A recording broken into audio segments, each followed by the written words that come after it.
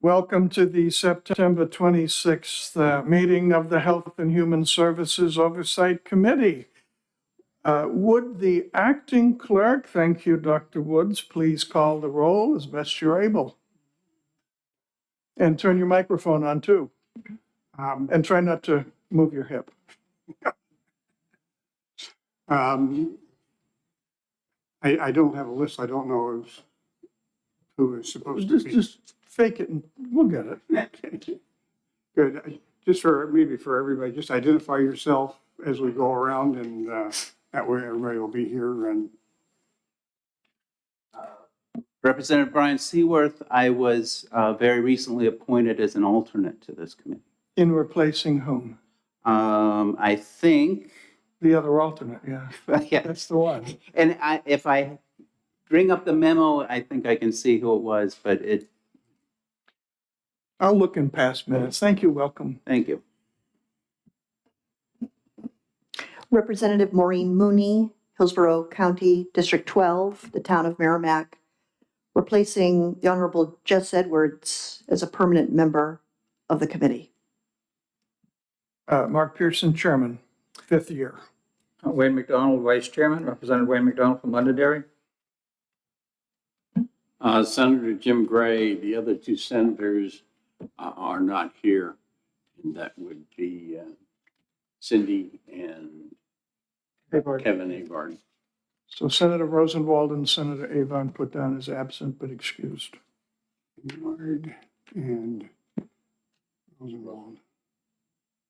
Also not present today is Representative Weber, and also present, but present taking her place as a regular member, yes? Is, I'm Jerry Woods, a representative, and a short fill-in for Lucy. You and Lucy can talk. Next on the agenda is approval of the draft minutes of May 16, 2025. Also missing is Representative Lamontagne.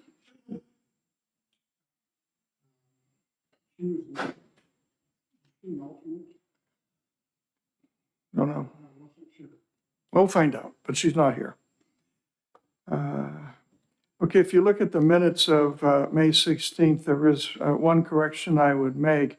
Representative Dry was not, nor has ever been, an officially appointed member of Oversight. She was filling in at my behest because she had some things to offer, but she was an honored guest, so she should not be listed as attending, even though she was here. Thank you. Any other corrections to the minutes? Some of you weren't. Move to accept as amended. Motion to accept, is there a second? Second. All in favor? Aye. Opposed? Abstain. Abstained I would because you like to- weren't here. Right. I would like to abstain as well if I am a voting member. I don't know. Sure what you this are. is. All right, then I'll abstain. I have been more than a little fluid with these things, so you're welcome to contribute whenever you're here. Welcome. DHHS Commissioners Update.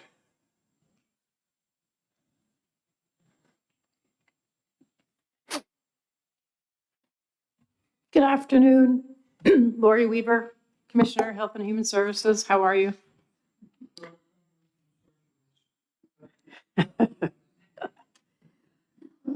Going to split the update a little bit today. There was a request by Senator Gray to have some updates on the Medicaid and SNAP changes, which we'll do with Director Littman and Director Hebert. But first, I just wanted to give a high-level overview in the way of what was happening a little bit with Rural Health Transformation Grant. And there's been a lot in the news about this, and the department has been fast and hard at work since July, actually. On the notice of the grant opportunity, the funding opportunity dropped on 9/15. And on this past Monday, 9/22, the department released a request for information. And since July, we've been engaging actively with our stakeholders. So if you can imagine, when we think about health transformation, who those stakeholders are, obviously there are partners, people that we work with every single day. So we started getting that feedback right out of the gate.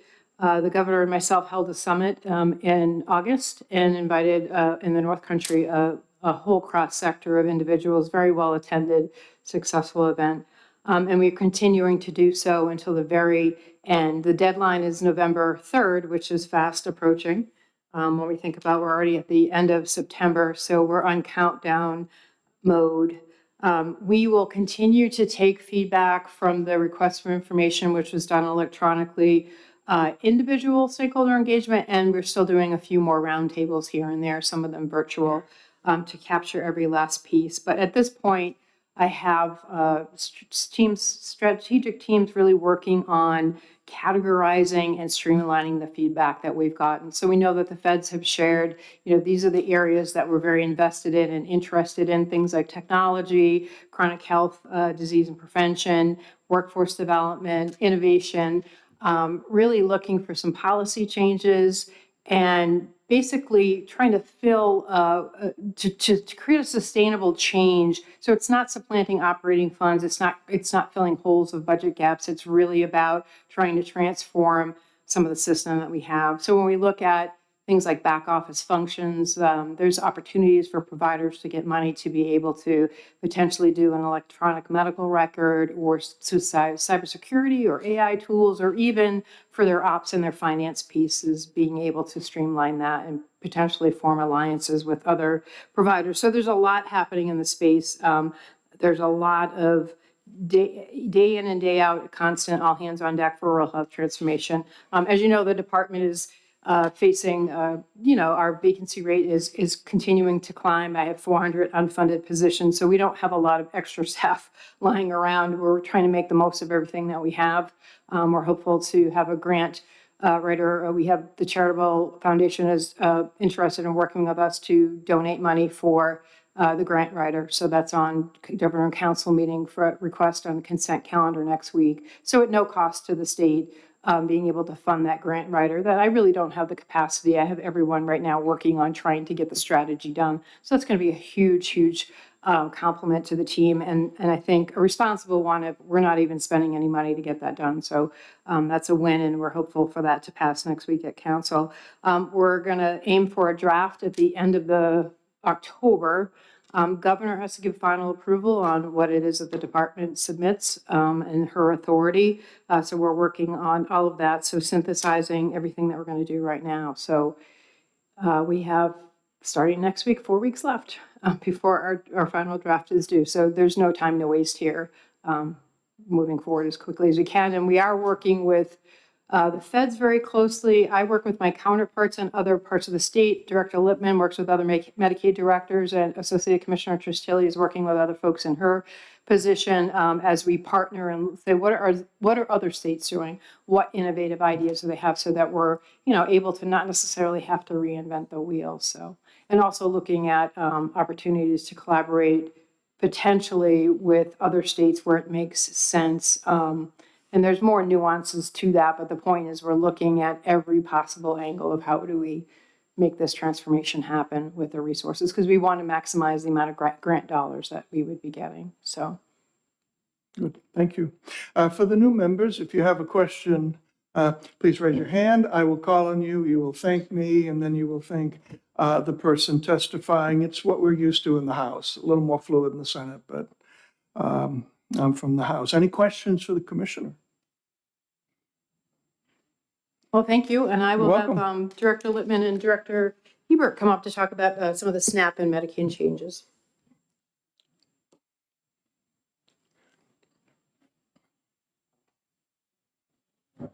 And we have one of the best hearing rooms in existence because it has actually 2 microphones.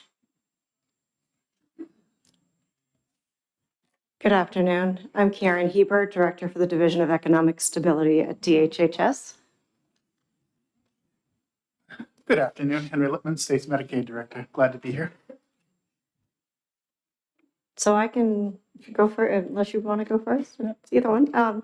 So I can speak to the SNAP program very briefly. I do not intend to provide a whole lot of detail for you today because I understand I'm coming back in October to provide you with some probably more specific information, but I will let you know that as a result of several changes in federal law from the Big Beautiful Bill Act that does impact states, there are a number of changes to the SNAP program that are being made, and I'll highlight a couple of them for you.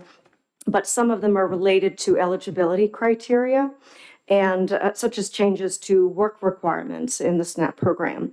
But there are other changes that will impact states' budgets, including New Hampshire.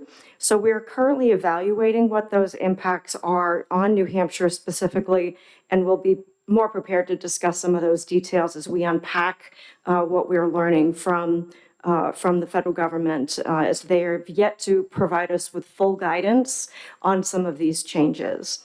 But this is impactful to about the 43,000 households that receive SNAP benefits in New Hampshire. And the SNAP program does have farther-reaching impacts to other programs, including the National School Lunch Program that New Hampshire offers. It impacts education aid, and it also impacts the amount the state receives for the Child Care and Development Fund. 2 changes, preliminarily speaking, that are very impactful to New Hampshire fiscally that will draw for the need for additional general funds currently that are not approved in the state's 26-27 budget. One of those includes a change to the state share of administrative costs for the SNAP program. Currently, it's 50-50 federal state share. It's changing effective October of 26.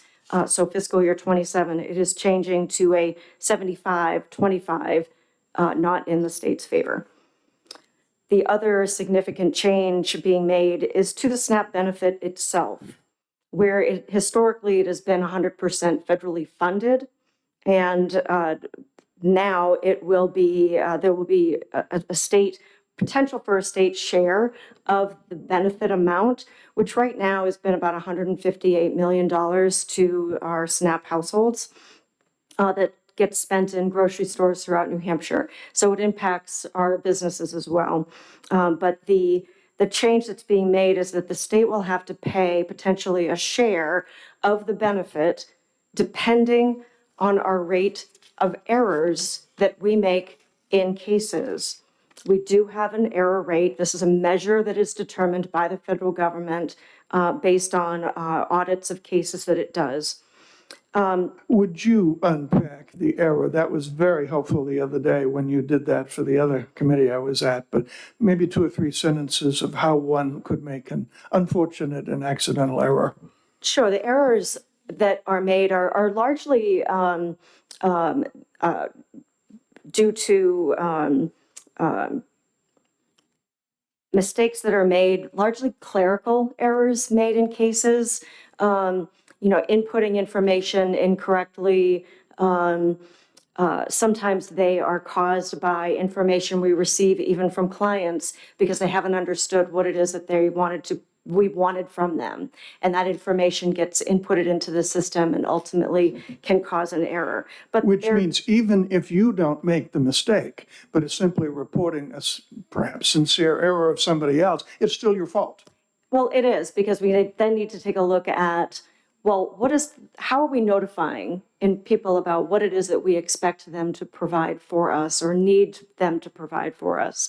And if that's not clear enough, then we need to make it clear. So we want to be able to constantly look at improvements we need to make to our notices. So if we end up with the error rate itself does carry a fiscal liability, if our error rate for 2 consecutive years exceeds the national error rate, which we have not been in that liability status since 2002. So we've been in a fairly good place. However, we need to bring it down to less than 6%, the rate itself, in order to avoid paying any state share of that benefit. Where have we been the last 2 years? So as of federal fiscal year 24, which is official from the federal government, our rate was 7.57%. The national rate was 10.93. So while we may be in a good place nationally and out of liability status, facing this, which would be implemented in federal fiscal year 28, based on federal fiscal year 25's error rate, which we don't have an official number yet since the fiscal year is not over. But that is what we're looking at, is the potential that we may need to be looking at having to support a percentage, having a state share of the benefit that goes to our SNAP households.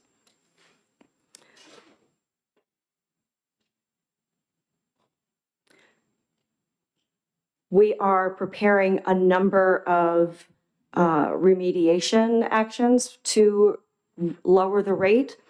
We are actively determining the root cause of our errors, auditing cases before the federal government does. We are seeking innovative ideas and activities that would increase staff capacity, because staff in this area currently have a 25.26% vacancy rate. The federal grant application we have applied for recently for enhancing technology. We have not yet heard about that, but we did apply for it. It's a little over $1 million to try to automate some of the manual work that we are currently doing that would help increase our capacity. And we have a number of training plans that we're putting together for staff as well.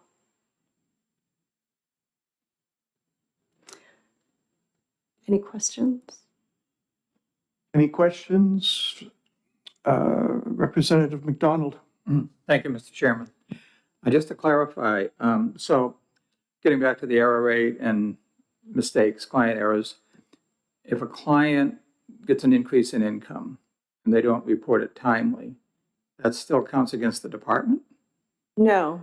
So it's not a fraud rate. It's not anything to do with, we input the information based on what we receive from the client. If the client failed to report information, that is not counted against us. These are specific errors, like clerical errors, procedural errors that we shouldn't have made in cases that are discovered through an audit process.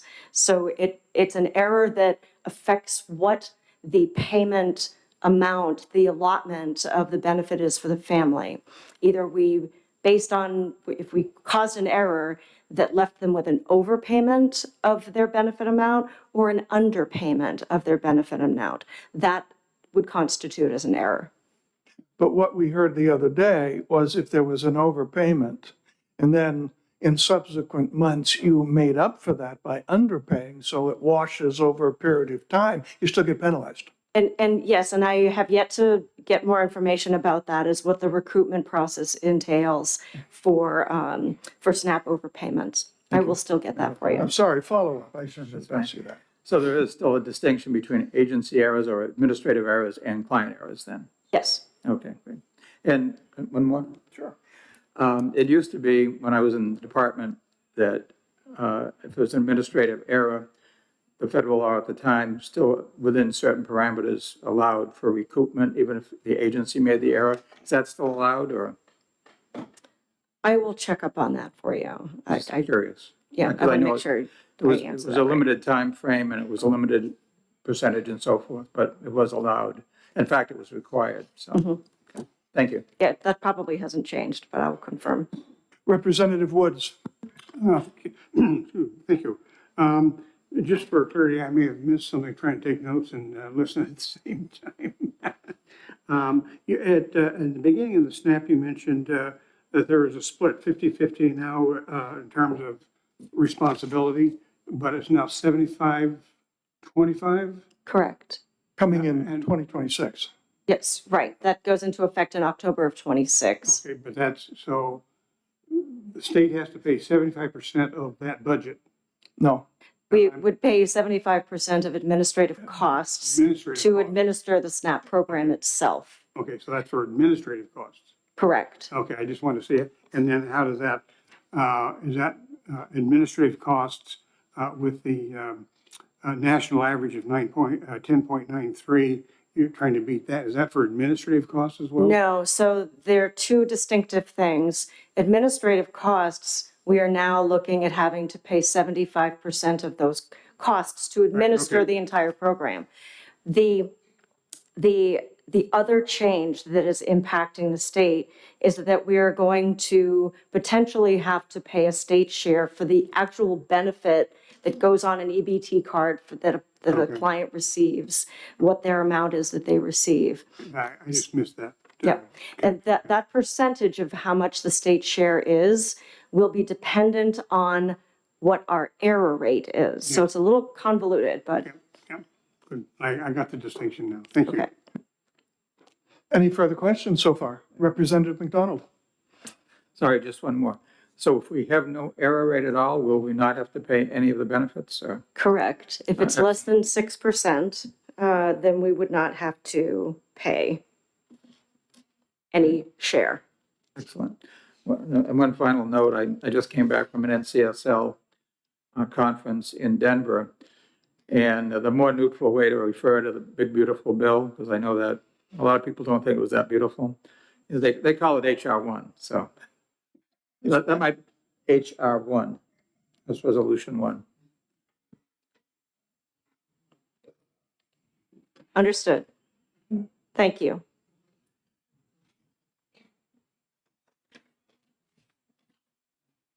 I guess my turn. If I could just comment on something Representative McDonald just mentioned in terms of, I was in a committee hearing and they were referring to it as OB3. It was another way, but HR1 was the congressional bill number, and One Beautiful Bill Act was the title, and then OB3 sort of was shorthand in the committee that, a New Hampshire legislative committee I was in, so take your choice, whichever one you'd like. But what I'm going to be I'm going to speak to both HB2 and all those acronyms I just said a minute ago. This is New Hampshire HB2. New Hampshire HB2, and I won't repeat them all. So you'll have this document if you don't have it already. John's going to email it to you. So just running through some of the major changes coming into effect in this biennium.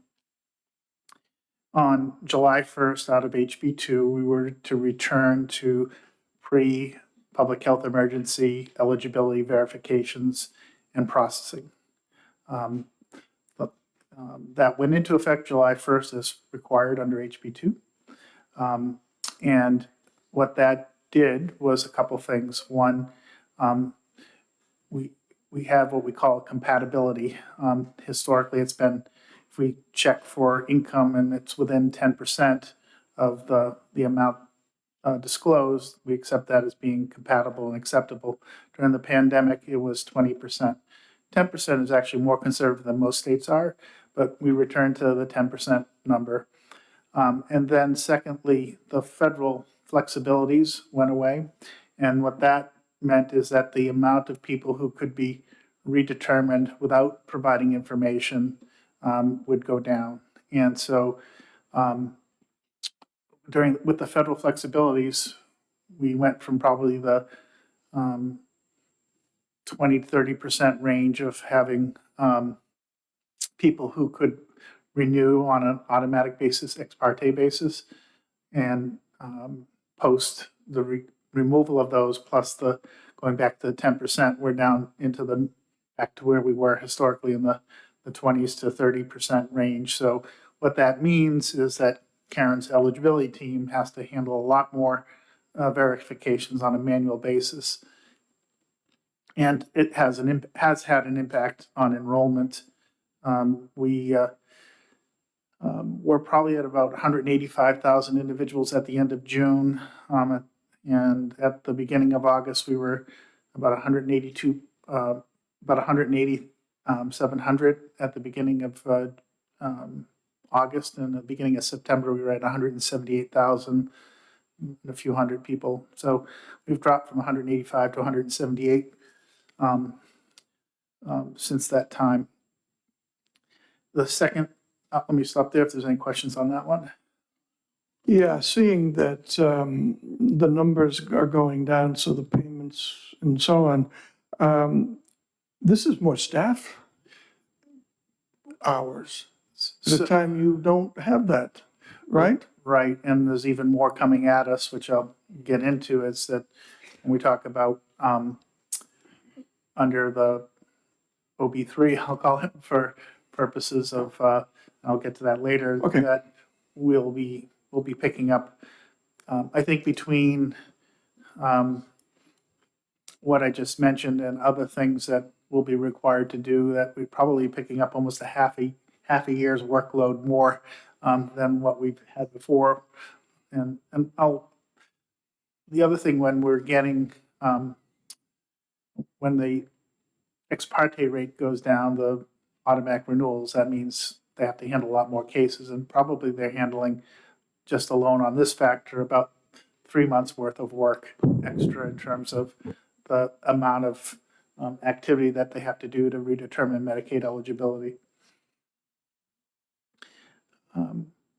The next thing on the list was under HB2 was the premiums for children that was passed. We have been engaging with CMS on technical assistance in this area in terms of making sure what was passed, that we've met all the regulatory requirements in terms of imposing a premium. And we will be able to do that. There are some nuances to what was passed versus what we'll be able to do, but those nuances, I think, were anticipated in the bill it had language as approved by CMS. There's for certain populations within the children, and we assume about 8,600 children out of almost 90,000 would be potentially subject to a premium. So the vast majority of children are not subject to a premium. Some individuals fall into a class where there's a maintenance of effort that limits the amount that the premium can be. And so we're working that all out and planning for the implementation of it. We're aiming for January 1st of this year, of 26.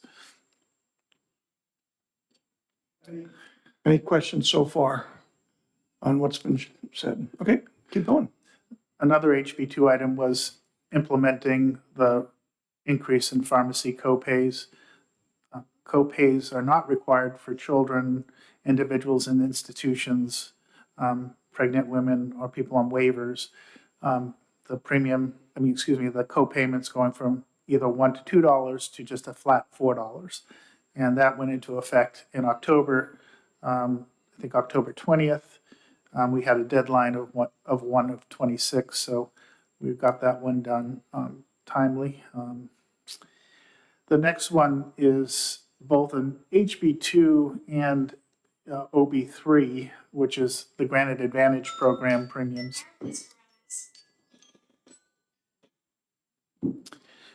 So our HB2, which passed ahead of the OB3 passing, had us implementing premiums for those between 100% of the federal poverty limit to 138%. That's the sort of the top of that program, the Medicaid expansion.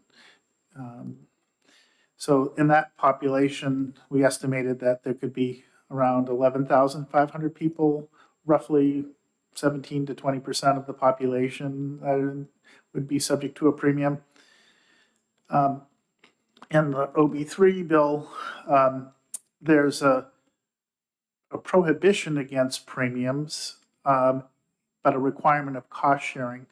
What we're working with CMS on is whether there's a waiver of that prohibition potential for us, because premiums to me are the better way to do it, because everybody shares in the cost, not because when you just do cost sharing, it's only people who get sick that have to contribute to costs. So we're still not worked that through yet on technical assistance basis with CMS.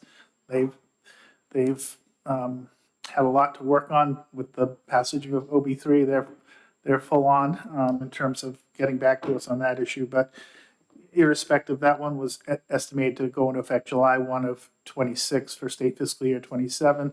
So we're not behind the 8 ball. We're just still trying to sort out what we're going to have to do. And the limits in OB3, there was a $35 limit on each service cost sharing. States could be under 35, but there's also exclusions. Emergencies would be excluded from a copay. Primary care visits would be eliminated from a copay. Federally qualified health centers, community mental health centers. So basically your primary care for and emergency care and mental health care would not be subject to cost sharing if we're required to go with the federal requirement. All states are required to at least do that as a minimum.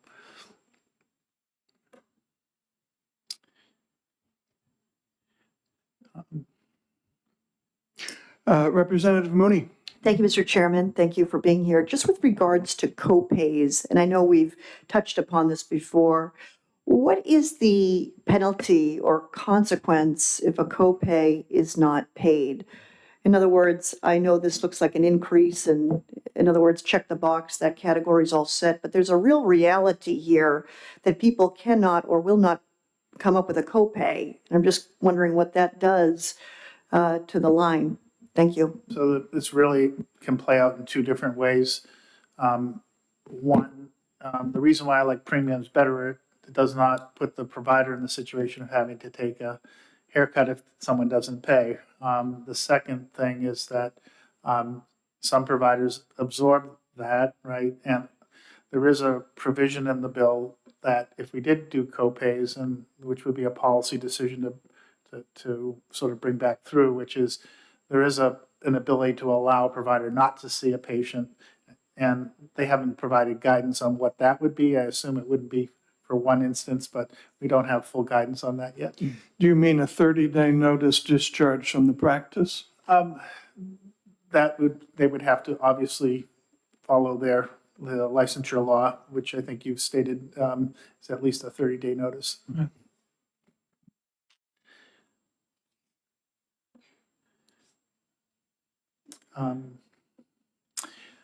So the next one I have, which is a state fiscal year 27 implementation, would be the Medicaid work requirements. HB2 had us have a work requirement, and OB3 has a work requirement that we're required to look at. So here, I know there's a retained bill in the House 134, which we'll be speaking to that committee about. And potentially there could be an option to do a less expensive way to implement work requirements. The current legislation that passed required us to use an 1115 waiver. An 1115 waiver costs is a seven-figure investment to get off the ground.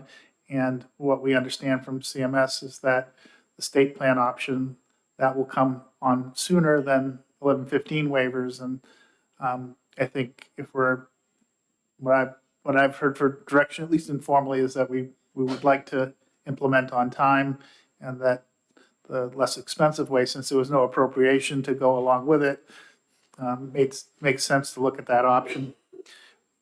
As you may or may not remember, there are requirements for us to report to, I think, this committee and fiscal before submitting something.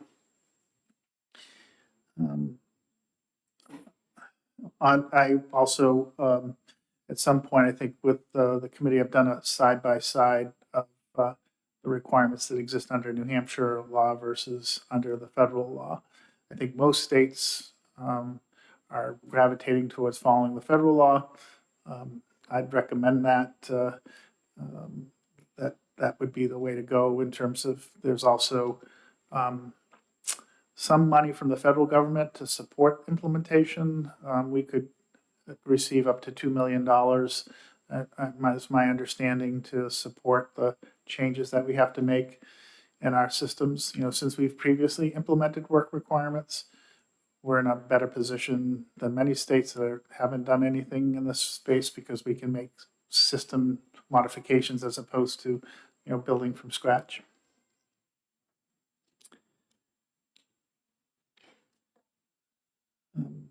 So if there aren't any questions there, Representative McDonald.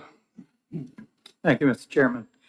Just to clarify, I believe the deadline for the work requirement policy to be in place is next January of 27, is it? yes. Is it literally the first of the year, do you know, or is it by the? Technically, it's 12/31/26, but Okay. effectively it hits people on 1/1/27. Okay, so obviously, if I may, Mr. Chairman, obviously, it's going to be important that we make the most out of our efforts with SB 134, so that we'll, Yes. because that'll be obviously considered in January with all the other retained bills, and we'll be well ahead of the game if we do it, to that time frame. So We want to work with the committees very much. great, thank you. Representative Woods, and for your minutes, Representative Lamontagne has arrived. Thank you, Representative Lamontagne. And thank you, Commissioner. And just on the legal side, do you anticipate a lot of legal difficulties as when the work requirement came out before it went through a lot of federal district courts and had some, negative outcomes?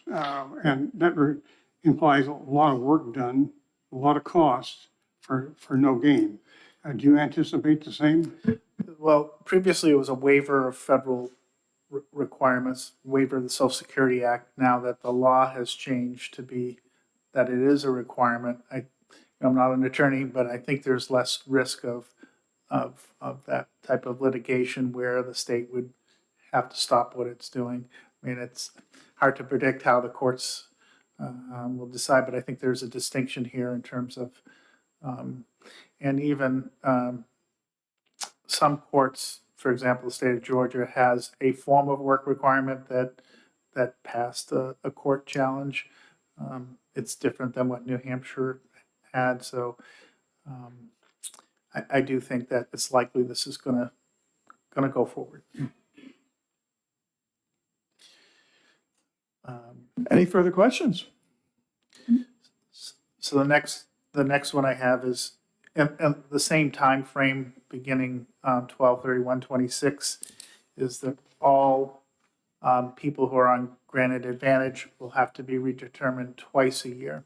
So the change from going back to regular eligibility and also having to review compliance with work requirements, which there's a distinction in the work requirements at a federal level I'd like to point out, is that to gain eligibility to begin with, you would have had to meet the work requirement in at least 1 month within the 90 days ahead of your applying for the benefit unless you had an exemption.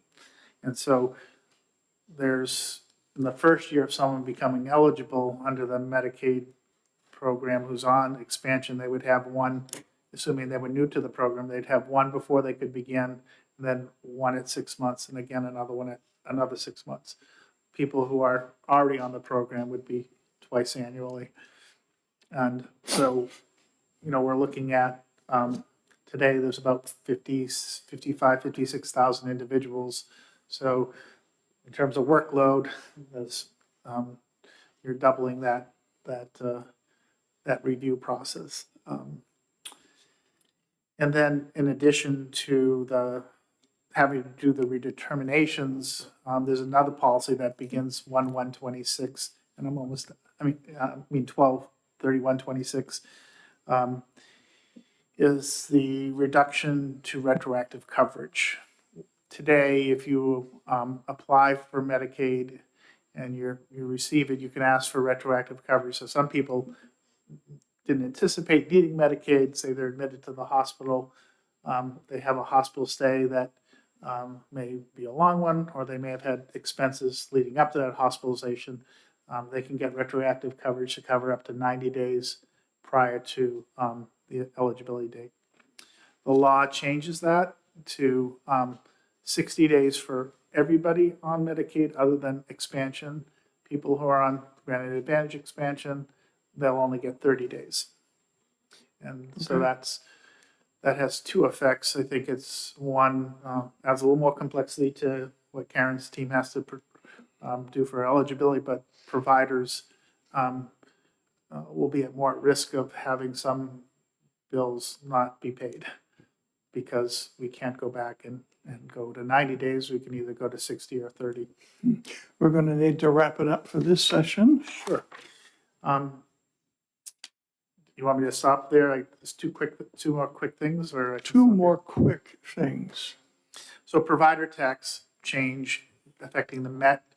Under OB3, the provider taxes will go down from a maximum of 6%. We're at 5.4%. So there's, for each year, they're going to starting in 27, they're reducing it by half a point. So it's not until 1/1/29 that New Hampshire will see the impact of that change. So the amount of money that we can collect in the Medicaid enhancement tax will go down until it reaches 3.5%. Provided there's not another bill of indeterminate size in the meantime. Yes, all this has any legislative body. And then the commissioner covered the rural healthcare transformation program that was part of OB3. So thank you. Thank you. Any questions before they escape? I'm sure we'll be back to talk to you about these things as they go forward. And Absolutely. thank you for the invitation. And We'll work around your vacation. We've done that before. that's a dig. I had a vacation that was canceled three times. Thank you, folks. Appreciate it.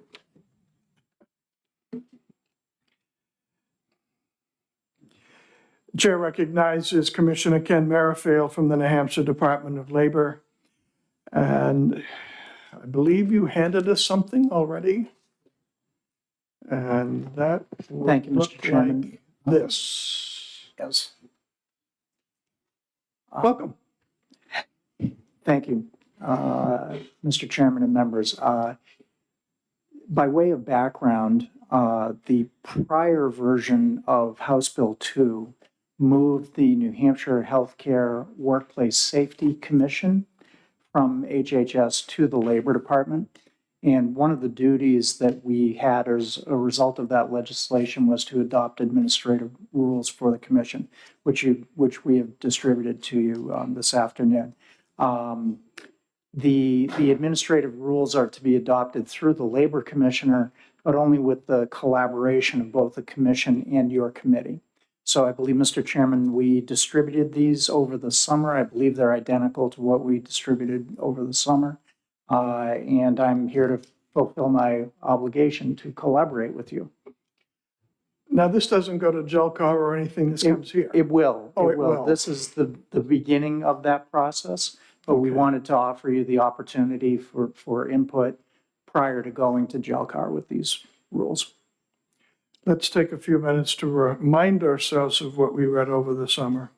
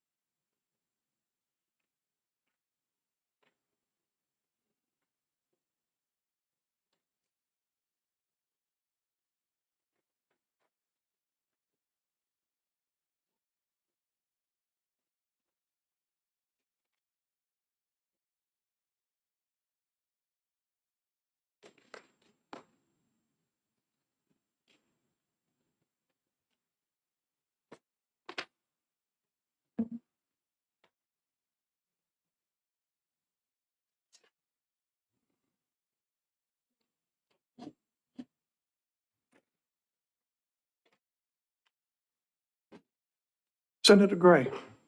I haven't served on Zelcar. I know that their attorneys will go over this and make sure it's compliant with the statute. And other than that, I don't have any comments. Anyone else with a question? I have an informational question, if that is helpful here. Could you explain the purpose of attaching a police report with the individual named as opposed to otherwise anonymizing the data? What does that add? I don't know the origin of that, but I believe that it is in the statute. The rules that we are proposing very closely mirror the statute, and so I think it was in the original statute. So since these rules were in the statute, but it was under the care of DHHS, what I really need is a lawyer who also works at DHHS who might feel comfortable to comment on this. Seeing none.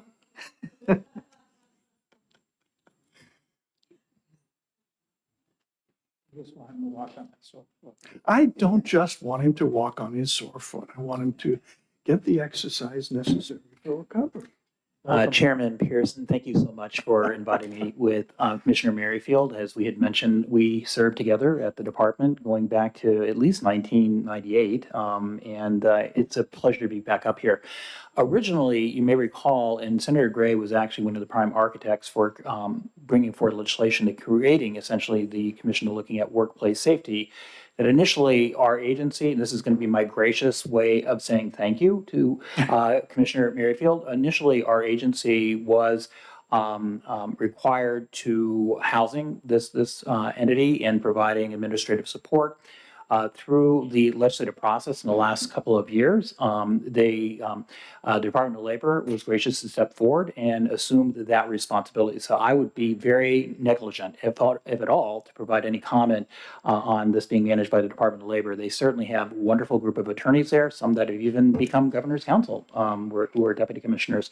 But if you're just asking me from the commentary I heard from Commissioner Merrifield, it is absolutely consistent with the underlying enabling legislation for the Workplace Safety Commission. All of which is very important and needed to be said, but didn't answer my question. Counselor, we don't know why this is in there. It was put in there and we're just carrying it along. What good will it do as your department plays this out? So yes, I'll Well, defer to you. Thank you, John.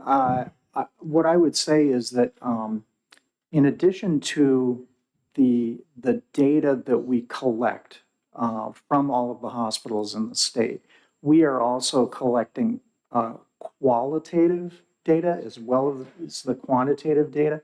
And I gather that the particulars of an incident at a hospital involving a police report would be similar, of similar nature to the qualitative data that we're collecting. Maybe. Because it will describe the particular anecdote, the Mhm. particular event in greater detail that maybe numbers about, who was the victim, who was the perpetrator. The hard facts don't always tell the entire story. So this might lead to perhaps some policy changes in the hospital Indeed. relative to, I'm leading the witness here, safety and so on. Yes? Okay. That is the purpose of the commission, actually, to make recommendations to the legislature or others about policy changes that would improve safety for the workforce in our hospitals. Thank you. That answers my question. Oh,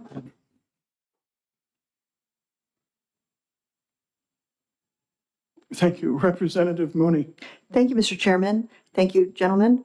I'm just curious, and maybe there's a blanket issue for everything, and maybe it's included in here. But with regards to these report incidents, are those kept for a certain period of time before they are perhaps destroyed or no longer kept in your files? Or are they kept in perpetuity, just in terms of, I guess, the rules of how long these things exist? We have only stood up this commission for less than 2 years now. I think absent other direction from the commissioner, our record retention rules state, I believe, 4 years for any record. However, we can create different retention schedules at the department. Senator Gray. To answer your question even more fully about if the commissioner would take a go-do to work with he or whomever and just cite us the paragraph in the RSA that requires that information, I think you'll get what you want and Okay. we can get an email to tie it all together. Representative Seaworth. I took the liberty of looking that up. I don't know if it's helpful to read the RSA language. I can Welcome to read it this off my screen. Welcome to this committee. Thank you. Yes, do it. So this is, let's see, RSA 277C :2 5B for anyone who's playing along at home. And this section B says the report, which is specified above, shall preserve the reporting distinction between workplace violence and hostile word incidents. There shall not be any identifiable personal information included in the report unless contained within an attached police report or other official report of a government entity. And the sentence goes on, but is essentially what you represented, I think, is correct, that the rules simply mirror what we have put into the statute. Thank you very much. Any other questions? I think you're seeking us to make a motion to approve this report and send it on its happy way to Jelcar? It's right. The statute just requires collaboration, but however you would like to perform that collaboration, I don't think If we've the chair ever would like a motion, I'll make the motion. make the motion. We've not done this in the 5 years I've been here. A second? Second. Representative Mooney for the second. Any further discussion? Seeing none? Move. Just a quick question. Okay. This will be reviewed again at the Jelcar. It goes to Jelcar. We are receiving this and passing it along with no recommendations to change is the motion. Moved, seconded. Any further questions on the motion? All in favor, aye. Aye. Opposed? It is so. Thank you. thank you very much. Thank you.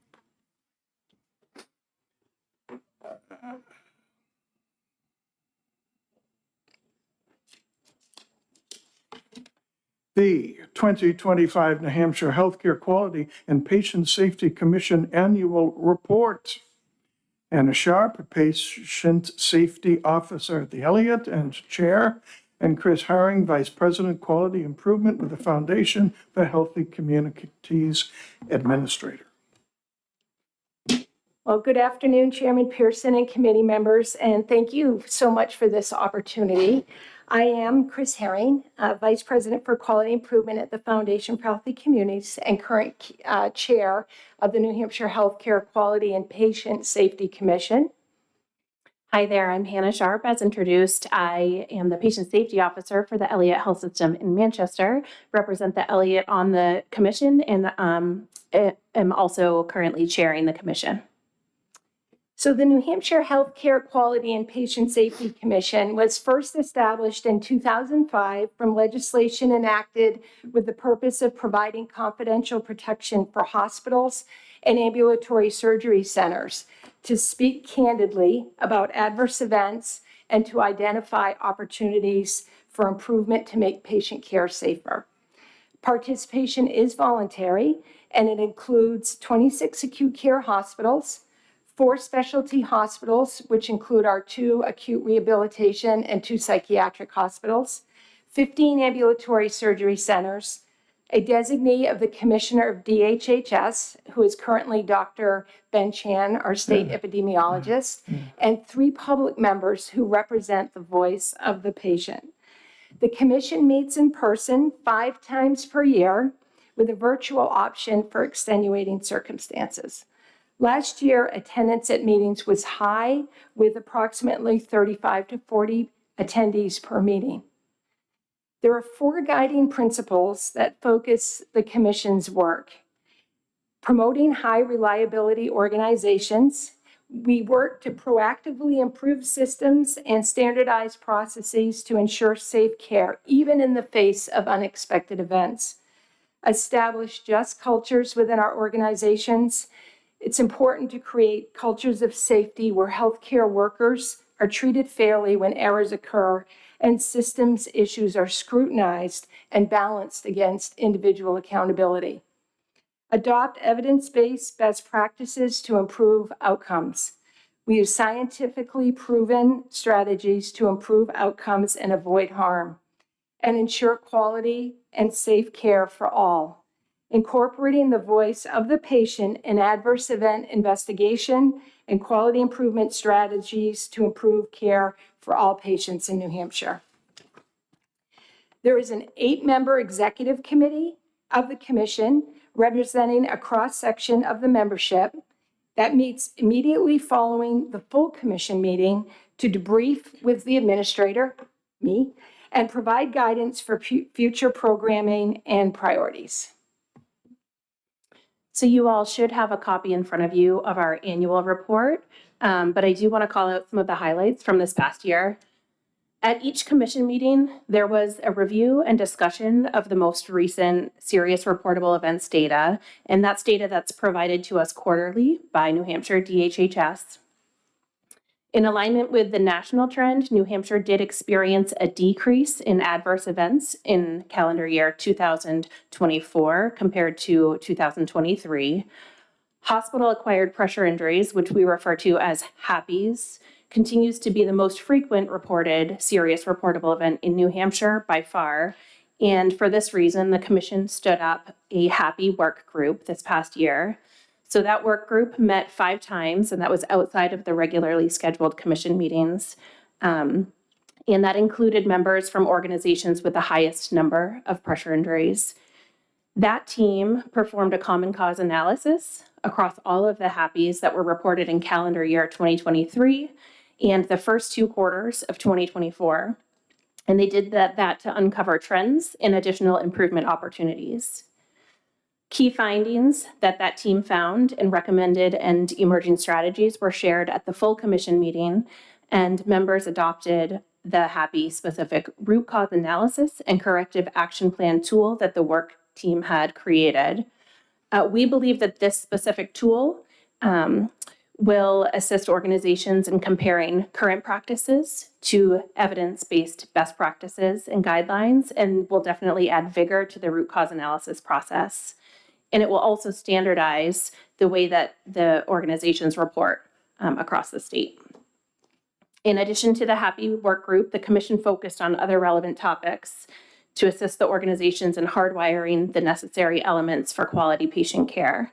So the report that you have there describes these focus areas, but we do want to highlight just a couple in particular. First, preventing patient falls with injury continues to be a major area of focus for the commission, especially as we know the population in New Hampshire continues to age and incidents of dementia and delirium continue to increase. We're really fortunate to have in New Hampshire a hospital that's identified an innovative way to recognize early onset delirium and then provide a purposeful set of interventions to increase attentiveness among these patients. And that allows the delirium to clear more quickly. So commission members actually learned about this technique and discussed how they can be prepared to adopt these practices once Concord Hospital is able to spread that innovation. The commission is also very interested in learning how technological advances and even emerging AI solutions can improve patient safety, and members shared information on what they've adopted. Some subject matter experts were invited in to explain strategies to eliminate retained objects in surgeries and to improve diagnostic safety and stewardship, including the latest technology and AI tools in the market. Another highlight to mention is that the commission really valued participation of the New Hampshire State epidemiologist, Dr. Ben Chan, as important public health updates were provided.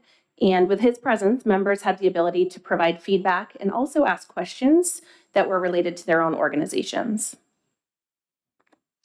Member sharing continues to be a hallmark of the commission, and the confidential protections that are provided to this group under the New Hampshire state law are really critical for transparency and learning.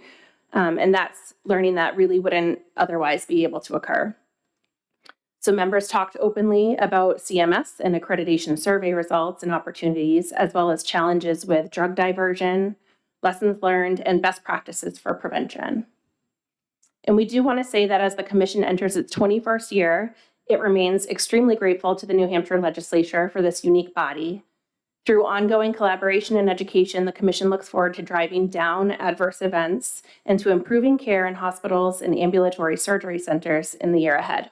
So thank you to you all, and we're happy to take any questions you may have.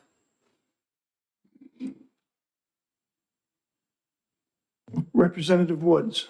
Thank you. Just a perfunctory, I didn't catch your name. I cut Chris's. But Sure, missed your yeah. name. My name is Hannah Sharp Hannah Sharp. from Elliott Hospital. Okay. My real question is, do you try and coordinate with national efforts to do the same for data purposes? I mean, there's a number through the AMA and a variety of other that I'm familiar with that look at pressure sore and that kind of thing. Do you coordinate with those as well? Or it sounds like you're doing this totally independently. So the data that we rely on to guide our programming is provided from Department of Health and Human Services.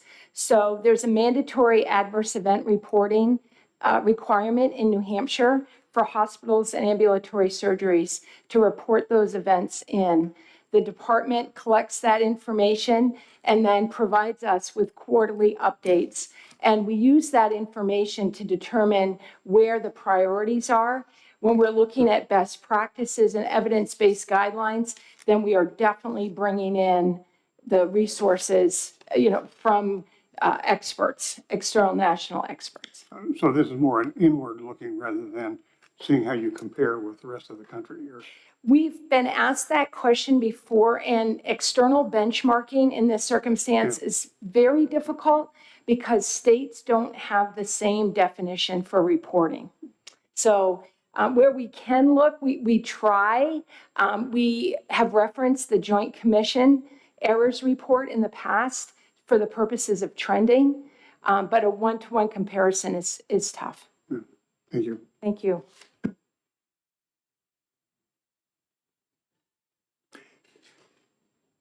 I would think that a retained sponge is a retained sponge. And I'd like to know how many per procedures we retain versus pick 3 or 4 states at random, just to see if we would be appropriately gloating, or we would say, uh-oh, both of those are technical terms. But I would think there'd be some advantage to that. We don't disagree. Just having that opportunity to look for that common definition and reporting so that we can benchmark is difficult. And there's not a national standard per se or database that allows us to do that. There is no overarching national division under, say, Health and Human Services federally that would list definitions. By such and such, we mean this. We do use definitions for our serious reportable events that are defined nationally by the National Quality Forum. They define them, but then what states require for reporting is what varies. Got that. Questions? Okay, seeing no further questions, thank you for your report. Thank you. Thank you.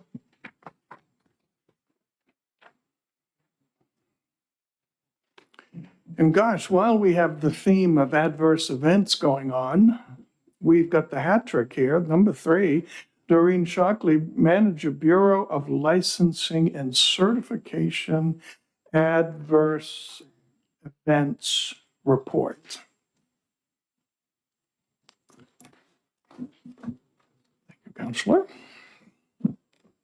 Good afternoon, Chairman Pearson, committee members. It's nice to see you this year. I'm Doreen Shockley, the manager of the Bureau in Licensing and Certification, as already mentioned. You just were given a copy of the 2024 adverse event reporting. Pursuant to New Hampshire RSA 151 and consistent with the National Quality Forum, any hospital or ambulatory surgical center licensed in New Hampshire is required to report the occurrence of any adverse health care, otherwise referred to as a serious reportable event. My predecessors, Hannah and Chris, did an outstanding job, as always, in describing much of the details. I'm here to give then the numbers. In the 2024 total adverse event reflected a decrease, as already mentioned, from 149 reported events in 2023 to 142 in 2024. If you were to look at what was just handed out on page 5, or actually, it's page 4. Wait.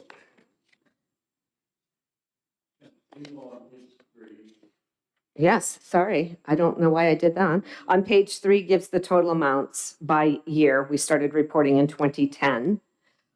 Page 4 gives the breakdown by facility. And as also mentioned, the 3 areas that continue to have the highest number of reportable adverse events are pressure injuries, falls, and surgical events. So subsequent pages on page 5 is the breakdown of all of the events that were reported, and then. Just a minute. Oh, I'm sorry. Mine, I need a different copy. My copy goes from page 3 to page 9. Sorry.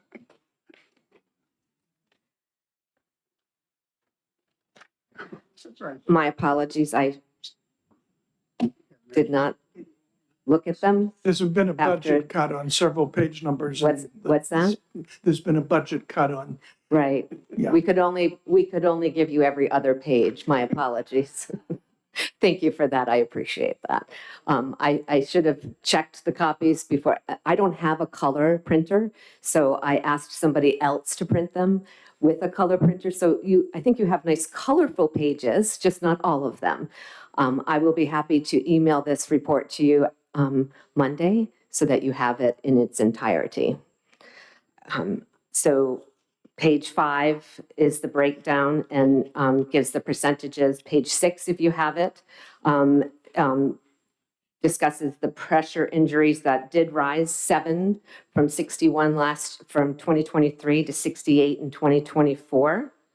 The following page shows that falls also increased from 37 to 42. Surgical events decreased from 2023 to 2024. We sample over 10% of the adverse events that are reported in those areas. We ask for and receive performance data. We also receive the root cause analysis and the corrective action plans. We are very much appreciative of all of the hospitals that report and do so timely and consistent with the law. We also appreciate our relationship with the New Hampshire Healthcare Quality and Patient Safety Commission, and appreciate Hannah and Chris being able to take on more of a deep dive into the details, and we work very closely with them. We're also very thankful to the hospitals. That's what I have. Do you have any questions? This may be in the report, and I haven't read it, so apologies. But I notice in most of the tables, there seems to be a big jump around 2017 to 18. Would that be different criteria now for reporting, better reporting, or just something cosmic happened in the health world in that year? So I'm trying to think in 20, I know we've answered that question in the past, and I can't remember. I think it's a combination of everything that you've just mentioned. And Chris? We have somebody from the I audience. think who we did knows. this last year and the year before. We said, Chris? I want you to come up there, and there's only one rule for you to come up there. Turn the mic on when you get there. I'm sure we did this last year and the year before too. I turn to you. No, thank you for that question. So between the 2017 and 2018 time frame, a focus of the Quality Commission was on just culture. A lot of work was done at that time. There had been a lot of research on just culture and increasing reporting. If you make it safe for people to say there is an error, you give people the opportunity to learn from that error and to correct it. So that after the education that was done and that was a broad audience of folks that were educated, clinicians, providers, et cetera, and we saw reporting increase. It's a good thing the numbers went up. It is a good thing. And The again, actual events didn't go up, but the number reported go up. and we don't report it out externally, but hospitals also work really hard to have staff and providers report near misses so that we can learn from them as well. That is good. Thank you. Senator Gray. The graph on page 6, 7, and 8 would benefit from a trend line. Okay? Okay. Telling me that it went up or down in 1 year doesn't tell me anything. Okay? A trend line, because you need 3 points to make a trend and all this good stuff, and I'm not going to go into control limits and all this other happy stuff that you can put into these things. But at least a trend line is going to tell me, when I look at the pressure injuries on page 6, that in 2017 to 18, there was a significant jump, okay? Mm-hmm. And then the trend line would say that until you got to 22, and then you got another significant jump in 23, okay? Those jumps need to be explained, and that maybe the verbiage does that. And then when I look at the one on 7, again, that where the trend line would be is a significant jump between 18 and 19, and it can just be that we put more pressure on the people to report them. But, so again, at least having a trend line on there is going to tell you whether the trend is up, the trend is down, the trend is stable, and I would appreciate it. Thank you. We will do that. You've answered my question on the big jump in the 2017 to 18, but to follow up the senator's points, there seems to be a trend, again, a big jump, 2022 to 23. To what could we attribute that big jump? I will review, so I'm going to be honest here. Well, I'm always honest, but the person that is responsible for this was out on an emergency today. So unfortunately, I'm not able to answer all of your questions. We but can't I'm- plan those. What's that? We can't plan emergencies. No. So that's, So I will oh, do you want me to just sit down? May I? Thank Yes. you. yes, you may. Yes, you may. This isn't Thank Simon you. Says, but thanks for asking. Thank you. What I'm providing you right now is. Oh, I didn't say one. We didn't. Thank you. Thank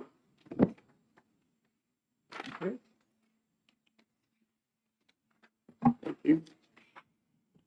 So for the purposes of trend, I think it's important that we need to look at the number of events and the volume of patients that are in our care.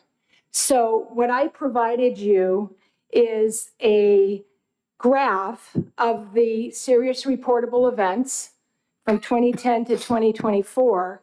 And for the past 5 years, data that the New Hampshire Hospital Association has, and this is for 20 of 26 hospitals, so it's not all the hospitals, to give you an idea of volume. So you can see, and to the question of between 22 and 2023, patient volumes, acute patient days went from 405,069 to 411,318. And surgical volumes, inpatient and ambulatory, increased from about 97,000 to over 103,000. So therefore, it sounds like the rise of one is just simply following the rise in the other. And that's why the big jump in the number of reportable events. And if I might add, in 2024, you can see that the number of events decreased, but acute patient days and surgical volumes increased. So hopefully that's showing that we're making progress. Senator Gray. So you just made the argument that you shouldn't be reporting the total number of events. You should be reporting a normalized, so number of events per 100 patients or 1,000 patients or whatever, And again, that all of that math helps, okay? And so I certainly appreciate this information and also want to know, I think we'll get together on what the department can and does have access to and can report versus what the commission can. And I think that's also why we work closely together throughout the year, because there is data and information that is not required to be reported to the state that may be shared in a different environment. Following up on that, though, that would be a wonderful thing to have, and that's pretty easy to do. If this number is here and that number's there, what percentage? And then when they go up or down, do they go up? If they go up pretty much trending together, that's a percentage now. Okay, that's the answer to the questions we've been raising. Right. But if they don't, that's when we burrow in to say, what happened? It looked like 23 to 24, things got better. We'll find out why. If they didn't, we'll find out why. But I think in subsequent reports, percentage numbers, as the senator spoke, would be helpful. Because it gives better use of the numbers. Representative LaMontagne, welcome. Thank you, Mr. Chair. When I look at this data, I was a little surprised that pressure sores and falls are the biggest, most reported incident, which I tend to associate more with long-term care facilities as opposed to acute hospitals. So I'm wondering who reports on this type of injury and long-term care facilities? And is there any correlation with these injuries increasing because we have more people in the hospital unable to be placed in long-term care facilities? And what do those numbers look like? Because I would think, my mother's in a long-term care facility now, and making sure people get out of bed and the care for pressure sores and prevention is a huge part, which may be harder to do in a acute care facility. So- Thank you so much for raising that. That perspective. And yes, to your point, I can't speak to the long-term care statistics, but as far as patients falling in hospitals, when they are medically clear for discharge, waiting for long-term care, and have a propensity to fall, the hospital is not the best place for them. Where we're focused on acute care, there is rehabilitation and things, but the full complement of services that patient needs is not in that setting. So you're right, that does increase the challenges in keeping those patients safe. And to the question regarding long-term care, so the New Hampshire administrative rules do require assisted living. We have two types of assisted living facilities and nursing homes to report what is called reportable events and occurrences, and they are required to report falls and or incidences that end up in an emergency situation. I don't remember the exact language of that, but they do require, not adverse events, but a reportable incident. They do share that with us. Okay. And follow up, so is that reported to this committee as well? That annual report? No, And those are then- not considered adverse events by definition in the law. Okay, thanks. More? Well, one more. I would like to know what the statistics are of how long people are staying in the hospital now because they cannot find a placement to long-term care. Does anyone have that figure? We have data at the New Hampshire Hospital Association on that. I don't have the report available, but that's something that we could provide, and it's on our website. Okay. The New Hampshire Hospital Association website, nhha.org. Okay. Okay. Thank you very much. Thank you. Any further questions before she goes back to her seat and has to be brought up again? Okay, seeing none. Thank you so much. This is good stuff. It just goes to show the point that numbers by themselves could give the wrong impression. I'm glad we burrowed in on why the changes here. Let's see, who is next? Continued presentation. We had such a lot of fun at our April 25th meeting that we asked Danielle Hernandez, the administrator of the Division of Public Health Services of DHHS, would she come back? And she cleared her schedule to be with us today.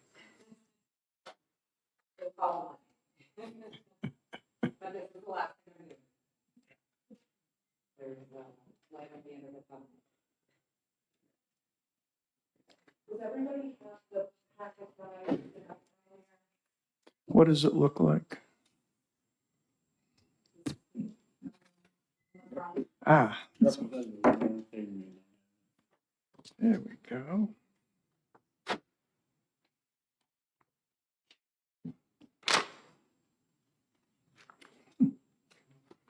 Yeah.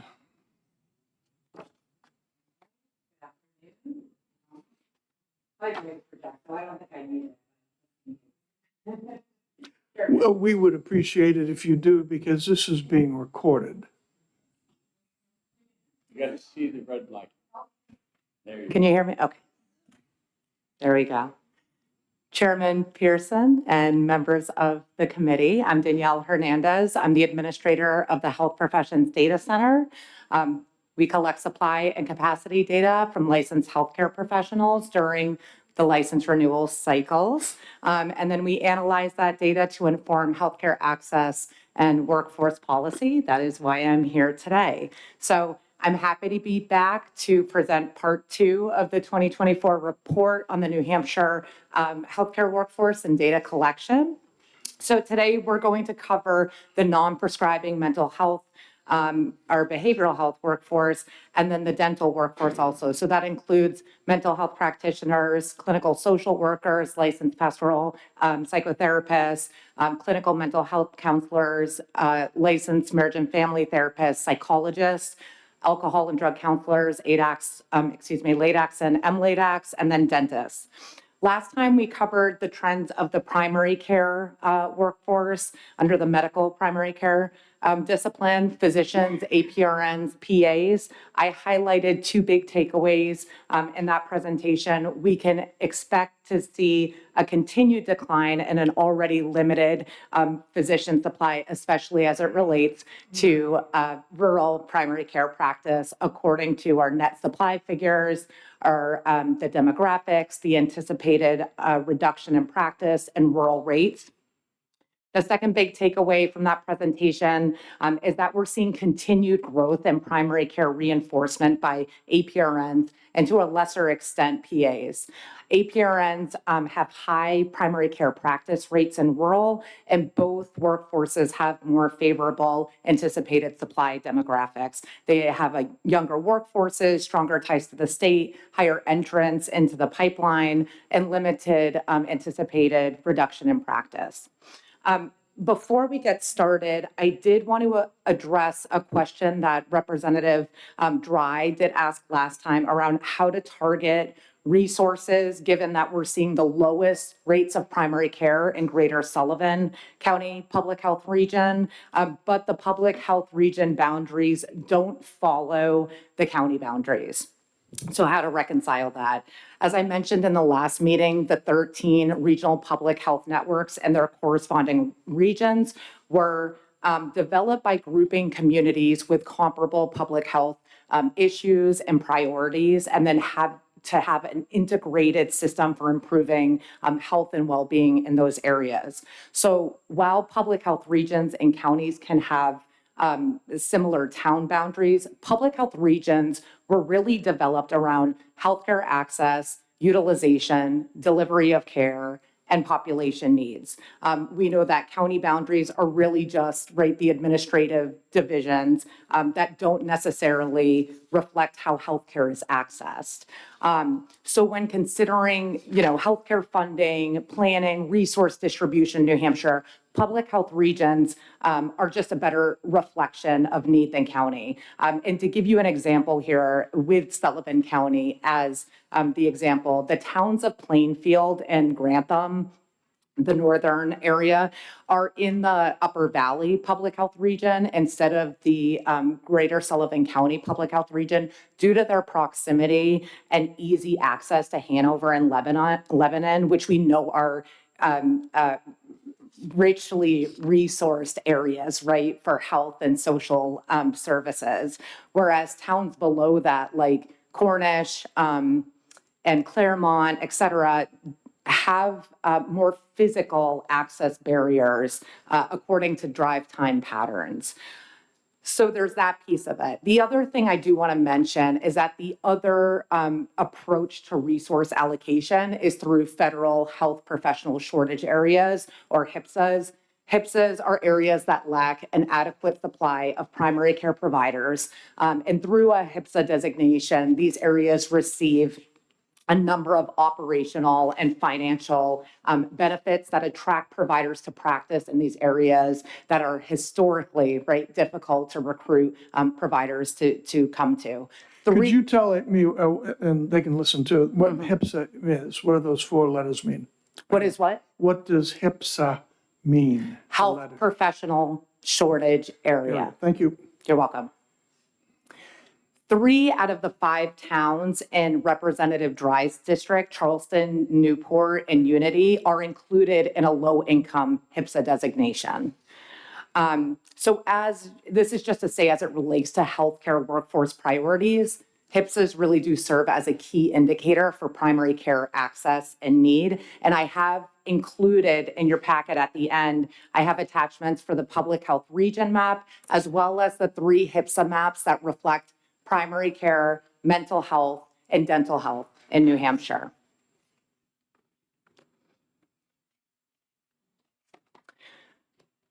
So we don't run out of time again, although I do think I have a little bit more time this time around. Let's address the big takeaways from the behavioral health, oral health workforces, dig into some of the detail there, and then leave room for questions. So the 2022 mental health workforce trends show that psychologists are in short supply and access to behavioral health providers is limited. We can expect a continued decline in the psychologist workforce, especially in rural regions outside of Upper Valley. And the oral health data reveals a limited supply of dentists that's expected to continue to decline if left unaddressed. So I'm going to have you, oh, and just a warning here, that isn't the full report. Because I did print out and distribute the full report last time. I wanted to save some trees this time. So this report has the executive summary, recommendations, and the mental health and the behavioral health and the oral health sections in there.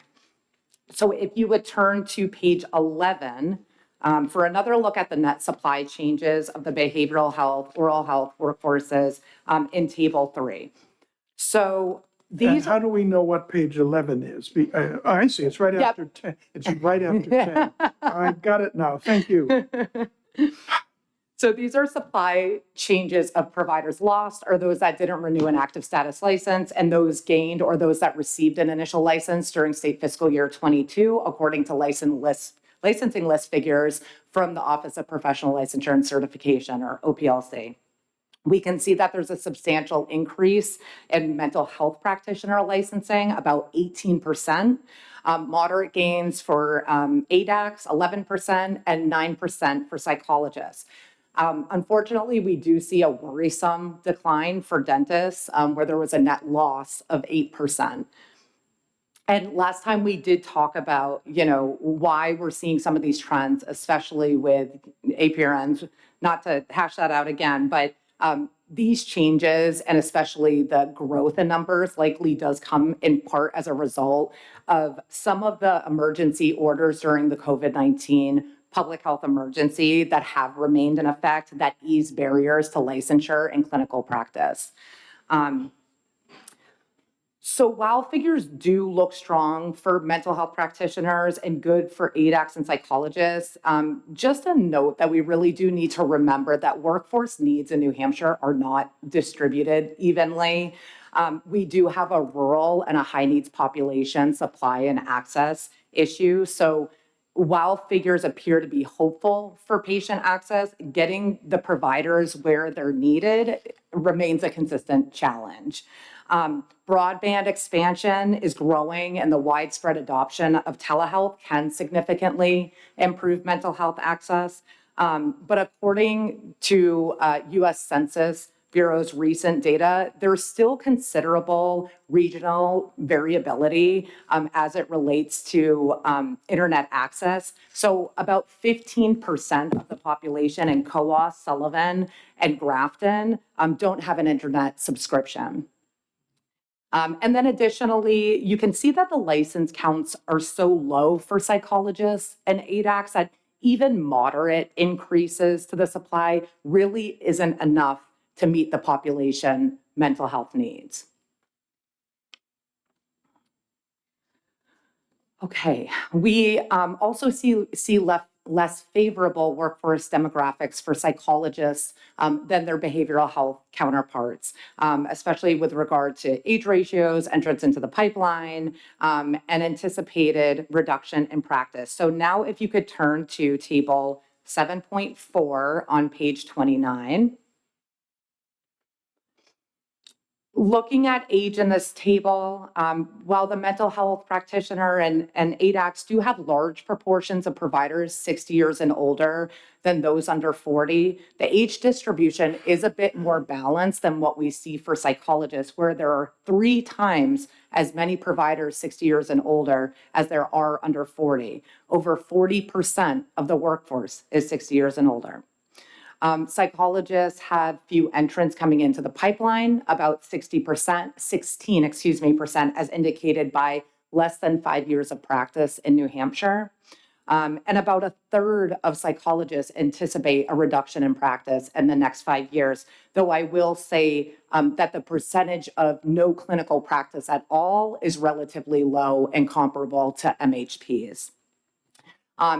Thinking about that, it's possible that telehealth can partially explain, why there's a high anticipated reduction of practice without a complete loss of providers to expect in the next 5 years. And then you can see with the statistics that ADACs have the most favorable demographics of non-prescribing behavioral health providers, and mental health practitioners fall closer to the ADAC percentages than they do to psychologists.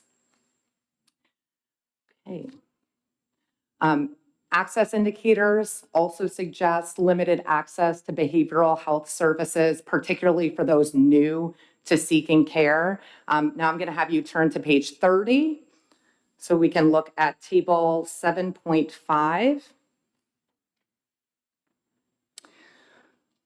So access indicators here show us that new patient acceptance is low for mental health practitioners and psychologists that offer in-person services, especially for rural psychologists, where just 61% of outpatient providers have open panels.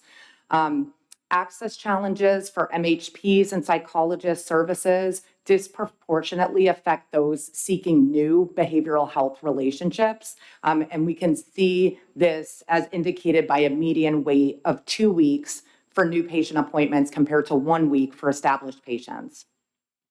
Rural ADACs have the shortest median wait time of 5 days for both established and new patients among rural and non-rural workforces. And it is possible that this reflects sort of the specialized nature of substance use disorder services as compared, to broader behavioral health services offered by mental health practitioners and psychologists. And then we just want to keep in mind with this information that differences to access to in-person services may be offset, right, by telehealth practice, but it is unclear to what extent, and especially as it relates to rural communities, as I just mentioned earlier. Okay, so let's see here. Additionally, rural psychologists are statistically less likely to practice in outpatient settings compared to their non-rural counterparts. And that indicator and others found to be statistically different by rurality can be found on page 32. Just for your consideration, I'm not going to cover more of that, but for you to look at a future time. So while we do see troubling statistics for psychologists, especially in pockets of concern for mental health practitioners, taken in full, the ADAC and mental health practitioner workforces do demonstrate growth in behavioral health reinforcement by the net supply gains and the favorable demographics that we just covered. And, I'd say that there's hope that the widespread adoption, again, of telehealth will temper the anticipated losses, especially in rural areas, especially with the continued expansion of broadband access, as well as reduce barriers to practice through licensure compacts and then license reciprocity. And what that is this is available through OPLC, basically to streamline licensing for those licensed in other states that have comparable licensure requirements to New Hampshire. The last discipline that we're going to cover today is oral health with the dentist workforce. And as I previously mentioned, we saw a net supply loss of 8% in state fiscal year 22, indicating more providers are leaving than being replaced. If you could turn to page 36 and look at table 9.5 with me for some demographic statistics. So with consideration to age here, dentists under 40 outnumber those 60 years and older by 70%, which does seem like a reassuring statistic. But 13% of dentists have no intention to clinically practice in New Hampshire within the next 5 years. And taken with the net supply losses, future supply for dentists is concerning, especially in rural. We have about 950 dentists currently clinically practicing, and that rate is limited in rural, as we'll get to in a minute. So for a picture of access here, let's look at table 9.6 on page 37. So while new patient acceptance is high compared to the other disciplines we've covered, right? We see it's in the 90s here. Non-rural wait times just about double when isolating to Medicaid dentists. And that's the number in parentheses there. And really what this table shows us is rural communities face challenges accessing dental care regardless of dentist Medicaid participation, and Medicaid populations face significant access barriers regardless of geography. All right, now if you could turn to page 39 and then 40, we're going to talk about the population-based dentist rates. Okay, so the first table on page 39, total outpatient primary care dentist rates per 100,000 population. This shows that population rates are low overall. The national rate, according to the American Dental Association, is 60.4 per 100,000 population. That's 60% higher than the state rate of 37 dentists per 100,000 population. That translates to one dentist for every 2,695 people. We can see that the rates are lower in rural New Hampshire. And then if you turn to page 40, you'll see the rates by public health region here. And these are in order of highest to lowest rates. We can see that rural population rates trend lower in these rural areas, except for Upper Valley, where they're highest for all disciplines. I feel like I flew through that.